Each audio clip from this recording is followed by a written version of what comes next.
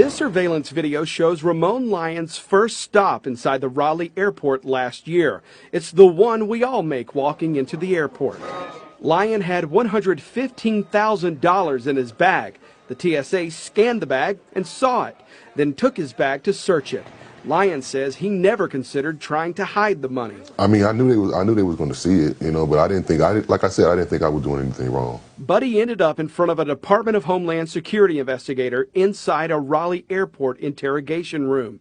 The video shows Lyon's attempts to explain why he had the money and the $115,000 in video machines he was buying for his Raleigh gaming business from a vendor in California. And it's like, man, I was showing him, all my documentation, the proof that I had of what I was doing, and he just was still set intent on taking the money from me.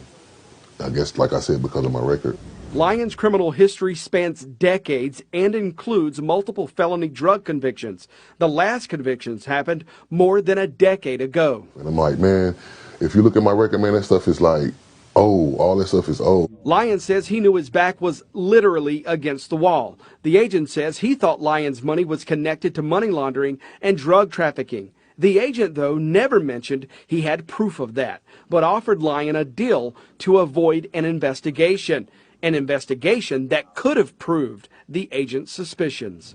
I think there's probably some legitimacy to your claim, but based on just some of these findings, I'm going to seize your money under administrative seizure for Homeland Security, and we're going to give you about 60 days to come up with an appeal. You receive the stuff in the mail, and the U.S. Attorney's Office will give you a chance to provide legitimacy for your money.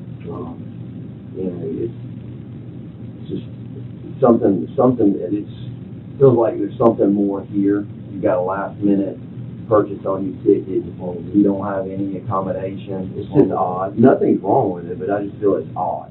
There's an option to avoid all that, not to sound like a used car salesman, but I'm going to give you all your options. You have abandonment forms here as well, and if you choose to forego the seizure of the phones and any investigation, you can walk away from that money. I don't know. Those are all your options. Those are all your options. I'm going to seize the money, but if you want to walk away from a federal investigation that's linked to the money, those are your options. If we do a federal investigation, I'll probably end up figuring out your favorite color, your favorite food. We're looking at your bank account, that kind of investigation. Lyon signed the form. He believed it was the only way out of that interrogation room. In order for me to get out of there, you know what I'm saying? Because in my mind, I'm like, well, yeah, when I get out of here, the first thing I'm going to do is call my lawyer because, like, I know this ain't right.